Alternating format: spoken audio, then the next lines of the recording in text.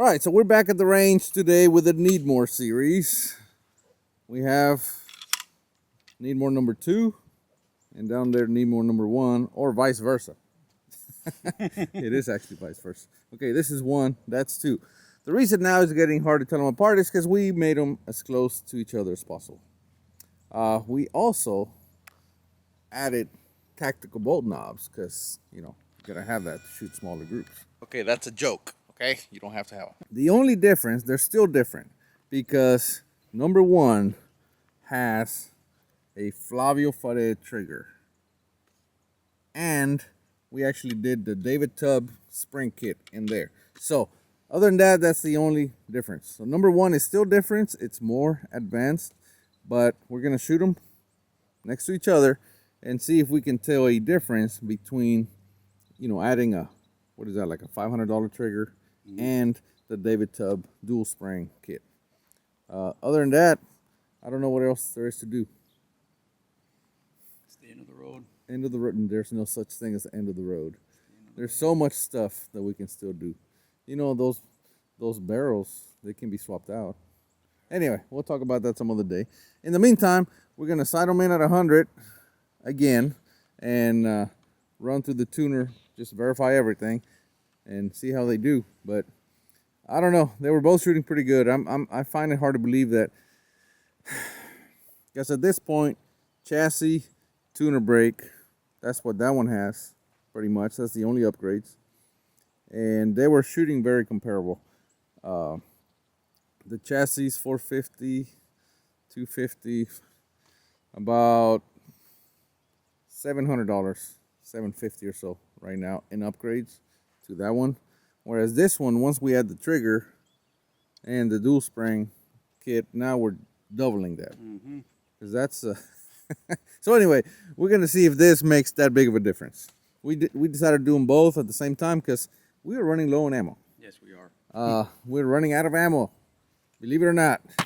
So we need to start doing more than one thing at a time because it's getting tight. Things are getting tight. All right, Jason's gonna, the target's down there, 100 yards, and he's gonna, shoot some groups and see how they do.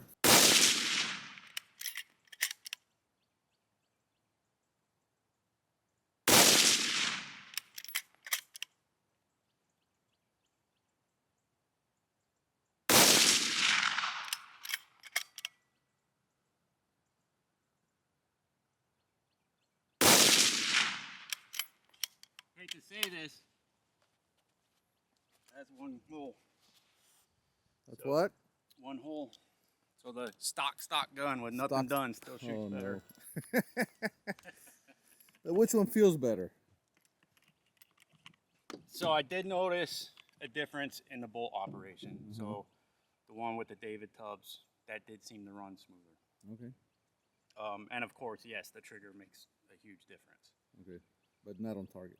But not on target. What were the numbers from this one? About the same. So 17.8, 15.2. Well, the more expensive one is on the left. And the last one's on the right. Now there's one shot high, but everything else clustered up. I'll take the one on the right. So the one on the right is the one that used to shoot 3.5 MOA. Yes or no? The worst one? When we first started, the worst one, no, that's number 2. That's still number 2. Okay. Or number 1. I don't remember. Yeah, I don't either. Okay, the one on the right is what? This is number 1. I think. I can't remember the numbers now. This is the one that's modified more than the other one. This is the one that we kept stock up until we went back to the Oryx chassis again. Yeah, I don't know which one that was. So that... I think we started modifying the worst one. Yeah, we did, which is the left. Which is the left. Now, let's play with the tuner. See if we can't get that to shrink a little. Now, keep in mind, we always shoot, as you can see, those are 5-shot groups. We always include the cold bore. clean barrel, clean everything, because we clean every time. So that's all of them in there. All right, we don't ever foul and then shoot groups, because if they don't shoot, what's the point, right? All right, we're just gonna get them sighted in and play with the tuner a little bit on the left, trying to get them a little tighter, and then I don't know, shoot distance. Yep. You got some competition today. I never have competition. Anyway, we're gonna try to shrink those groups a little bit and get them sighted in perfectly, so we can move back to I don't know, 500. KYL sound like a. That's an awful long way. All right, so we did we zeroed these at 100. We zeroed the knobs, and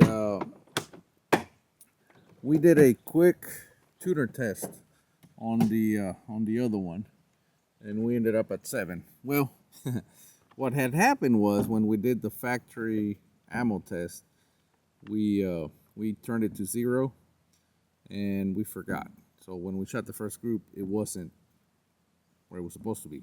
So then when we went to go do a tuner test, we realized, oh, it's at 0. So we turned it to 7, which is where it was before. And lo and behold, it shot really good. So we're just gonna leave it alone. We just did a 2-shot group because, like I said, we're running out of ammo.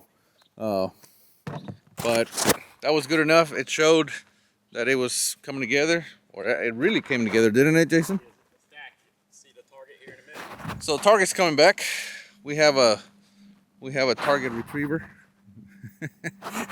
But anyway, we'll show you the target here shortly. Here are the targets. So here's where Here's originally where we shot, right? And then we made a tuner adjustment, and then we made another one, and boom, there it is, perfectly centered. So we're done. And then of course the other one, all we did was measure, and then we just re-zeroed the knobs, and we're done. All right, so before we go to a longer distance, because what we're gonna do is you're gonna shoot number 1, you're gonna shoot number 2, we're gonna shoot the KYL, alternate, so that nobody gets a win advantage, and then when it's all said and done, you guys are gonna switch rifles and do it all over again. Keep it as fair as possible. Before we do that, you haven't shot the rifles. You probably should have let him shoot, but he can shoot back there. We'll be all right. I'll see what I can do. You've shot before? Ooh, not since July, but. But anyway, so Jason, based on just that very quick 100-yard sighting in test, trigger, how's that feel? So gun to the modified gun shoots extremely well. It's slick. There's no everything's smooth on it. But one shoots equally as well. It's just rough. Just it's rough. Not as smooth. So we're getting to the point that it's just creature comfort. Pretty much. Yep.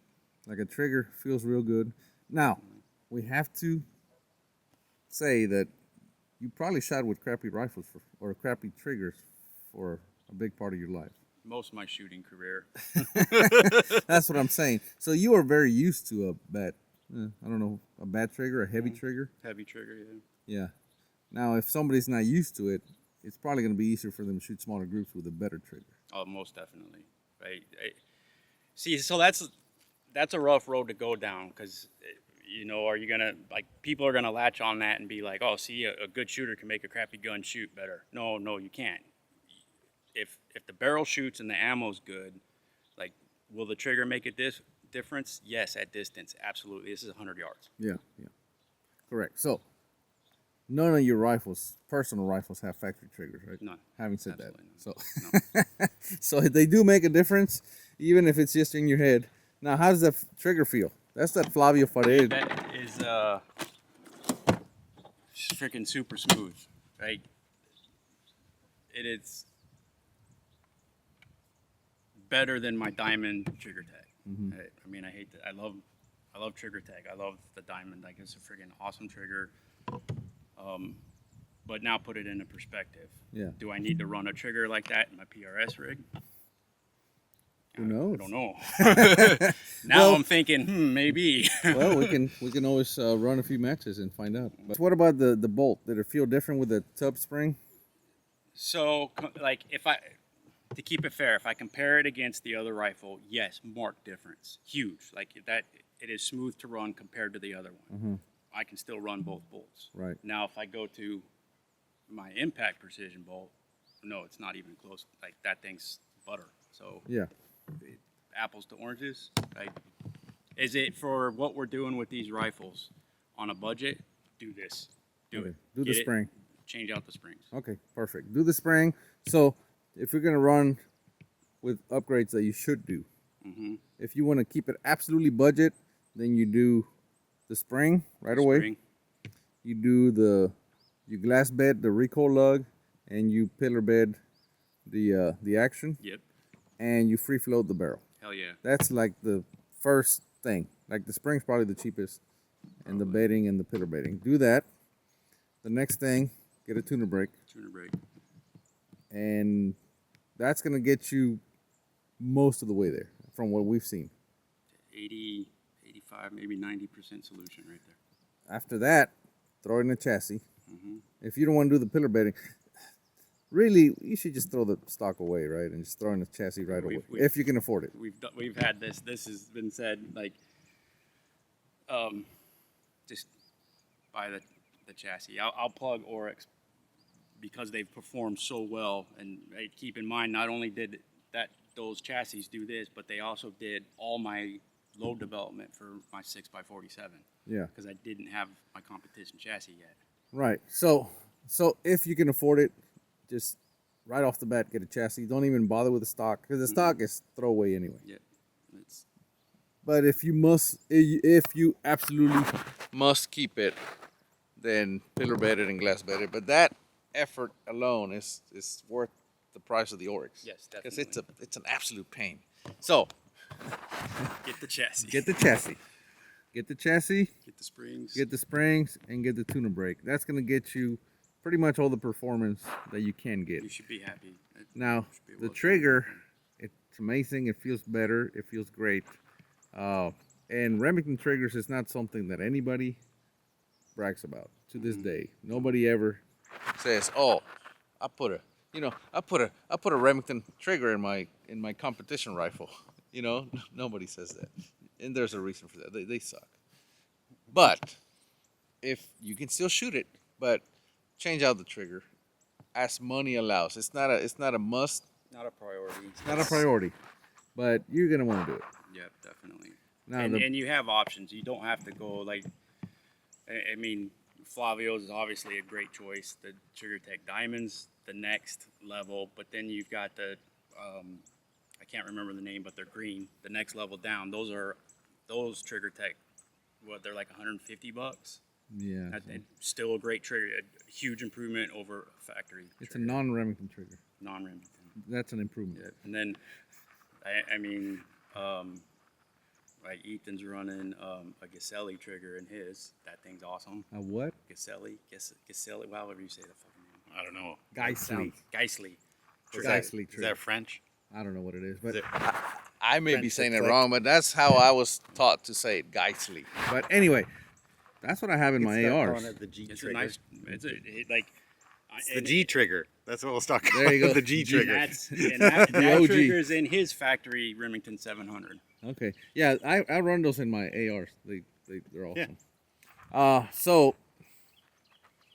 and of course the bolt knob. You gotta have the bolt. Oh yeah, that makes a big difference being able to operate.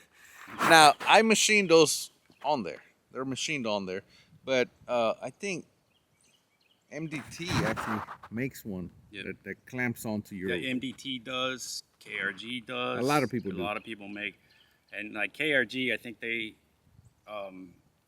have instructions on there to actually glass bed theirs.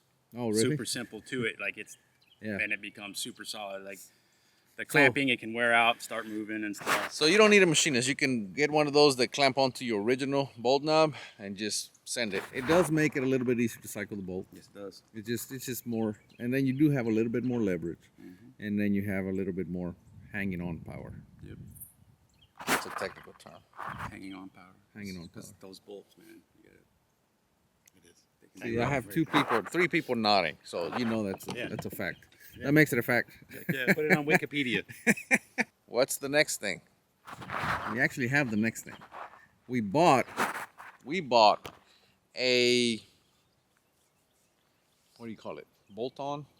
Bolt-on? Is it a bolt-on? is it the Remex? What are they calling that? No, the Remage. Remage.